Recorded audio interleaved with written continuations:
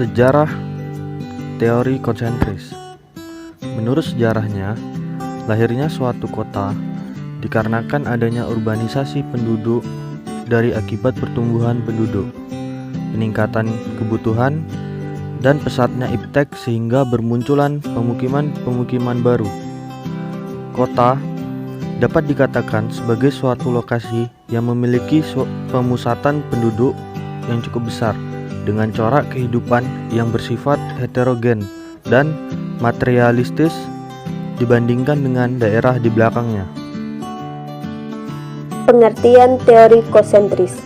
Teori konsentris pertama kali dikemukakan oleh Ernest W. Burgess yang merupakan seorang sosiolog dari Amerika Serikat, di mana saat itu melakukan penelitian pada kota Chicago di tahun 1920. Saat itu, Burgess berpendapat jika kota Chicago sudah mengalami perkembangan dan juga pemekaran di beberapa wilayah seiring berjalannya waktu serta pertambahan penduduknya. Perkembangan tersebut terus meluas, bahkan hingga ke daerah pinggiran. Ia menggambarkan jika pemekaran wilayah yang terjadi di kota Chicago mirip sebuah gelang yang melingkar. Teori konsentris bisa terjadi di beberapa kota lain, seperti yang ada di London, Chicago, Kalkuta, dan Adelaide. Kota-kota tersebut mempunyai lingkungan yang sangat mudah dibangun jalur transportasinya. Sedangkan untuk di Indonesia sendiri, cukup sulit membangun kota dengan menerapkan teori konsentris. Mengingat jika kontur alam di Indonesia tidaklah rata, ada banyak pegunungan, lembah, hingga sungai, serta beberapa daerah dipisahkan oleh lautan.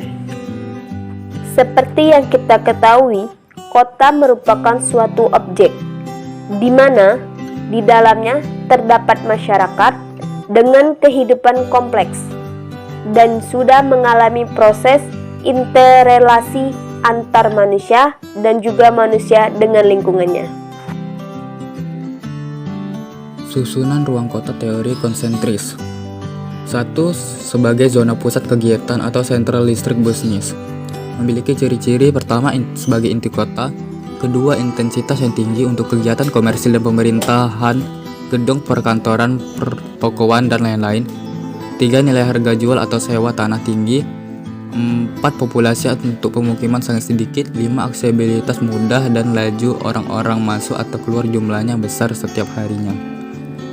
2. Zona peralihan atau transisi zone memiliki ciri-ciri yang pertama terikat dengan zona pusat kegiatan.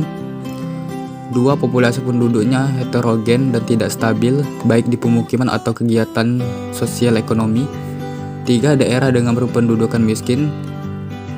4. Kualitas lingkungan pemukiman memburuk seiring ditemukannya daerah slum atau pemukiman penduduk kumuh. 5. Dapat diubah menjadi kompleks industri manufaktur, perhotelan, apartemen, dan lain-lain untuk rencana pembangunan. Terakhir, tingkat kejahatan dan penyakit tertinggi di kota. 3. Zona pemukiman kelas proletar atau low class residential memiliki ciri-ciri pertama, kondisi pemukimannya lebih baik, umumnya rumah-rumah kecil atau rumah susun. Kedua, populasi penduduknya merupakan para pekerja dengan berpenghasilan kecil. 3. Transportasi dapat dikatakan masih relatif mudah dan murah menuju tempat bekerja. Keempat, zona kelas menengah atau medium class residential zone memiliki ciri-ciri pertama, pemukiman untuk para pekerja dengan berpenghasilan menengah. Kedua, kondisi pemukiman lebih baik dibandingkan kelas proletar, pemukiman horizontal ataupun pemukiman vertikal. Ketiga, lokasinya strategis dengan pusat perbelanjaan, sudah hampir sama kondisinya dengan yang berada di pusat kota. Kelima, zona pengelaju atau commuter zone memiliki ciri-ciri 1. Memasuki daerah belakang, hinterland, daerah batas desa atau kota. 2. Penduduknya tinggal di pinggiran kota tetapi bekerja di kota. 3. Biaya transportasi relatif tinggi menuju CBD dibandingkan dengan zona lain. 4. Pendapatan penduduknya relatif tinggi.